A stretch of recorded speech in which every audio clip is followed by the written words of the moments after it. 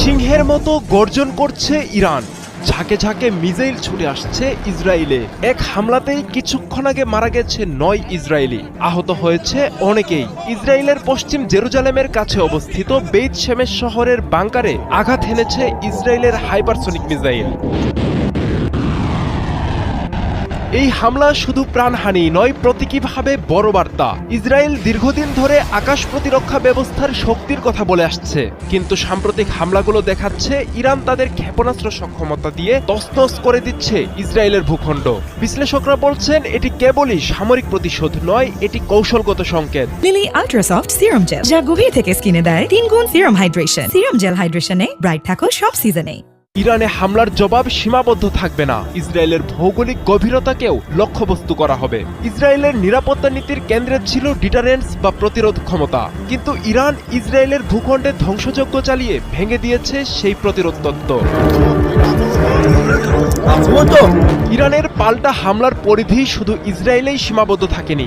সংযুক্ত আরব আমিরাতে ইরানি হামলায় ৩ জন নিহত হওয়ার তথ্য দিয়েছে দেশটির প্রতিরক্ষা মন্ত্রণালয়। আহত হয়েছে অর্ধশতাধিক। আরব আমিরাত দীর্ঘদিন ধরে আমেরিকা ও ইসরায়েলের ঘনিষ্ঠ নিরাপত্তা সহযোগী, ফলে আমিরাতের উপরে হামলা আসলে একটি বৃহত্তর কৌশলগত বার্তা।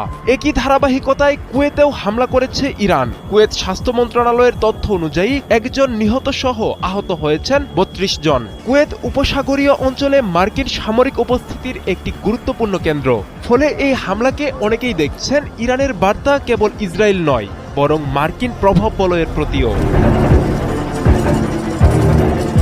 ইরান সরাসরি ইসরায়েলকে লক্ষ্যবস্তু করার পাশাপাশি আঞ্চলিক মিত্র দেশগুলোতেও আঘাত হেনে একটি বহুমাত্রিক চাপ তৈরি করছে। এতে ইসরায়েলের অভ্যন্তরে নিরাপত্তা সংকট তৈরি হবে, উপসাগরীয় মিত্রদের মধ্যে বিরাজ করবে আতঙ্ক ও অনিশ্চয়তা, আমেরিকাকে আঞ্চলিকভাবে চাপে রাখবে ইরান।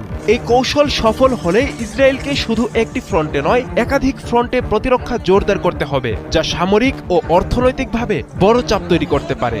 উপসাগরীয় অঞ্চল বিশ্বের জ্বালানি সরবরাহের কেন্দ্রবিন্দু। যদি এই সংঘাত তেল স্থাপনা বা জাহাজ চলাচলে প্রভাব ফেলে, তাহলে বৈশ্বিক বাজারে দ্রুত বাড়বে তেলের দাম। ইরানে হামলার জবাবে তেহরান যে কঠোর ও বিস্তৃত প্রতিক্রিয়া দেখাচ্ছে, তা স্পষ্ট করছে সংঘাত আর সীমিত পর্যায়ে নেই। ইসরায়েলের ভেতর প্রাণহানি, এরপর আমিরাত ও কুয়েতে আঘাত, সব মিলিয়ে এটি একটি বার্তা যে আঞ্চলিক যে কোনো হামলার জবাব বহুমুখী ও সমন্বিতভাবে দেবে ইরান। আব্দুল্লাহ আল মারুফ, ৭১।